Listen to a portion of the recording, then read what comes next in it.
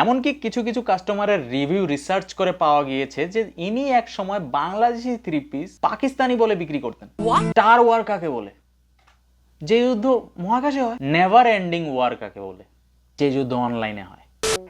তো ভাইয়া কি অবস্থা? আলহামদুলিল্লাহ। তোমাদের যাদের যাদের পরীক্ষা চলতেছে কেমন হচ্ছে তোমাদের পরীক্ষা বলো? আমি বলুম না, আমার শরম করে। কি বলবো না কেমন হচ্ছে? কার যায় আসে? কন্ট্রোভার্সিতে ফোকাস করি চলো। এই সময় কম, শুরু। তো ভাইয়া আজকে আমরা যে কন্ট্রোভার্সি নিয়ে আলোচনা করব সেখানে কন্টেস্ট্যান্ট হচ্ছে দুইজন।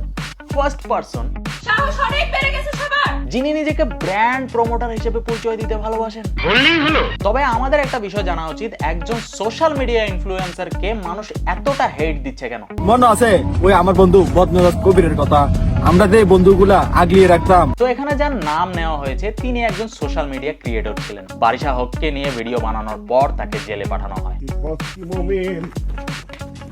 সত্যি বলতে কি ভাইয়া, এই ভিডিওটা বানানোর সময় আমারও গলা কাঁপতেছে। এই বারিশা হক একদিন বলেছিলেন যে আমি যা ছুঁই তাই বিক্রি হয়ে যায়।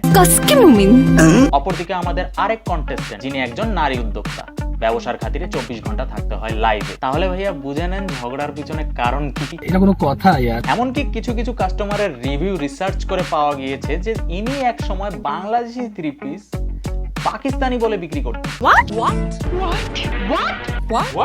ইয়েস। তো ভাইয়া এখন আমরা আসল কথায় আসি। আগের দিনে তোমরা তো গ্রামের ঝগড়া দেখছো তাই না? কেমন হইতো? লোকজন জড়ো হইতো, চিল্লা চিল্লি হইতো, ঝগড়া ওখানে হইতো, ওখানে মিটমাট। মানে গ্রামে শুরু হয়ে ঝগড়া গ্রামেই শেষ হতো।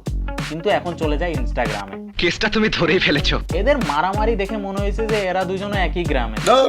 আমার জানা মতে এই দুজনের মধ্যে কোনো ঝামেলা ছিল না। ঝামেলা ছিল তৃতীয় পক্ষের একজন ফ্যাশন ডিজাইনারের সাথে, যার প্রেস কনফারেন্সে যোগ দেওয়ার ফলেই সৃষ্টি হয় এই কন্ট্রোভার্সি। মানে এটা কোনো কথা? তো ভাইয়া আপনাদেরকে আমি একটা প্রশ্ন করতে চাই, কোল্ড ওয়ার কাকে বলে? যে যুদ্ধ উইন্টারে হয়। স্টার ওয়ার কাকে বলে? যে যুদ্ধ মহাকাশে হয়। নেভার এন্ডিং ওয়ার কাকে বলে? এক্সকিউজ মি স্যার, আমি স্যার উত্তরটা জানি, বলবো স্যার? বলো। যে যুদ্ধ ফেসবুকে হয়। আমার সঙ্গে ফাজলামি করবে না। সমস্যা নাই, সব ফাইজলামি রুখে দেওয়া হয়েছে, কারণ এদের মধ্যে একজন কিছুদিন আগে হজ করতে যায় আলহামদুলিল্লাহ, এবং সেখানে লাইভে গিয়ে ইনি এই নেভার এন্ডিং ওয়ারের ইতি টানেন। তো ভাইয়া অনেকদিন পর একটা আনমিনিংফুল ভিডিও আপলোড দেওয়ার মাধ্যমে কামব্যাক করার চেষ্টা করতেছি। তো লাইক, শেয়ার এবং সাবস্ক্রাইব কি বলে দিতে লাগবে নাকি? রেগুলার ভিডিও দিব ভাই। আর এবার সত্যি বলছি,